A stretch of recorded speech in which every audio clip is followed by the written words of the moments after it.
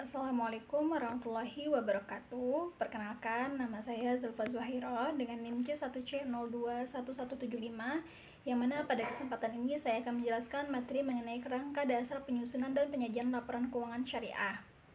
Tujuan dari kerangka dasar itu sendiri yaitu penyusunan standar akuntansi keuangan syariah dalam melaksanakan tugasnya, penyusunan laporan keuangan untuk menanggulangi masalah akuntansi syariah yang belum diatur dalam standar akuntansi keuangan syariah, auditor dalam memberikan pendapat mengenai apakah laporan keuangan disusun sesuai dengan prinsip akuntansi syariah yang berlaku umum, para pemakai laporan keuangan dalam menafsirkan informasi yang disajikan dalam laporan keuangan yang disusun sesuai dengan standar akuntansi keuangan syariah.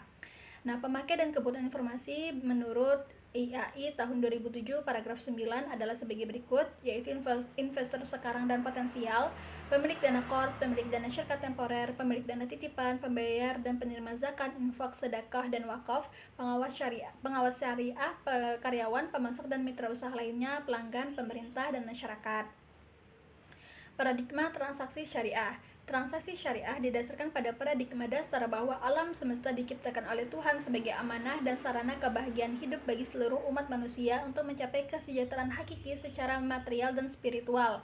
Substansinya adalah bahwa setiap aktivitas umat manusia memiliki akuntabilitas dan nilai dalia yang menempatkan perangkat syariah dan akhlak sebagai parameter baik dan buruk, benar dan salahnya aktivitas usaha. Nah, dengan cara ini akan terbentuk integritas yang akhirnya akan membentuk karakter tata kelola dan disiplin pasar yang baik.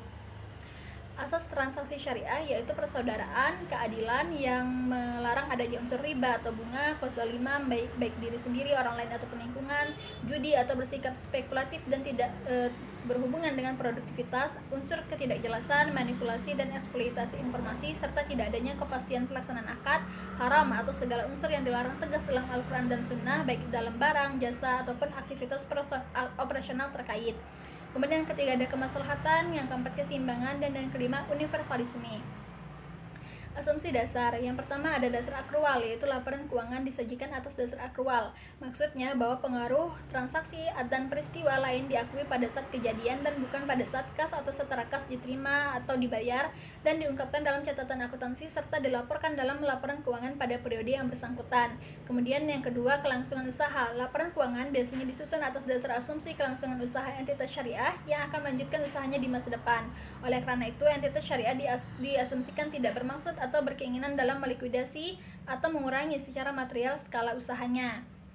Kemudian ada tujuan laporan keuangan, yaitu satu, mendapatkan kepatuhan terhadap prinsip syariah dalam semua transaksi dan kegiatan usaha, informasi kepatuhan entitas syariah terhadap prinsip syariah, informasi untuk membantu mengevaluasi pemenuhan tanggung jawab entitas syariah, informasi mengenai tingkat keuntungan investasi yang diperoleh penanam modal dan pemilik dana syarikat temporer. Nah, karakteristik kualitatif laporan keuangan yaitu dapat dipahami, relevan, keandalan, dan dapat dibandingkan. Laporan keuangan bank syariah harus berisi komponen berikut: laporan posisi keuangan pada akhir periode, laporan laba rugi dan penghasilan komprehensif lain selama periode, laporan perubahan ekuitas selama periode, laporan arus kas selama periode, laporan sumber dan penyaluran dana zakat selama periode, laporan sumber dan penggunaan dana kebajikan selama periode, catatan atas laporan keuangan, kemudian informasi komparatif mengenai periode sebelumnya, laporan komposisi keuangan awal periode komparatif yang disajikan ketika entitas syariah menerapkan suatu kebijakan akuntansi secara retrospektif. Kemudian yang kedua ada konsep dasar akuntansi menurut AAOI, dan pemikir Islam. Nah, tujuan laporan akuntansi keuangan dan laporan keuangan menurut AAOI yaitu sebagai berikut, yaitu dapat digunakan sebagai panduan bagi dewan standar untuk menghasilkan standar yang konsisten. Tujuan akan membantu bank dan lembaga keuangan syariah untuk memilih berbagai alternatif metode akuntansi pada saat standar akuntansi belum mengatur. Kemudian yang ketiga, tujuan akan membantu untuk memandu manajemen dalam membuat pertimbangan pada saat akan menyusun laporan keuangan. Penetapan tujuan yang mendukung penyusunan standar akuntansi yang konsisten. Tujuan jika diungkapkan dengan baik akan meningkatkan kepercayaan pengguna serta meningkatkan pemahaman informasi akuntansi sehingga akhirnya akan meningkatkan kepercayaan atas lembaga keuangan syariah. Kemudian pemakai dan kebutuhan informasi yaitu pemegang saham, pemegang investasi, pemilik dana tabungan, pihak yang melakukan transaksi bisnis, pengelola zakat, pihak yang mengatur.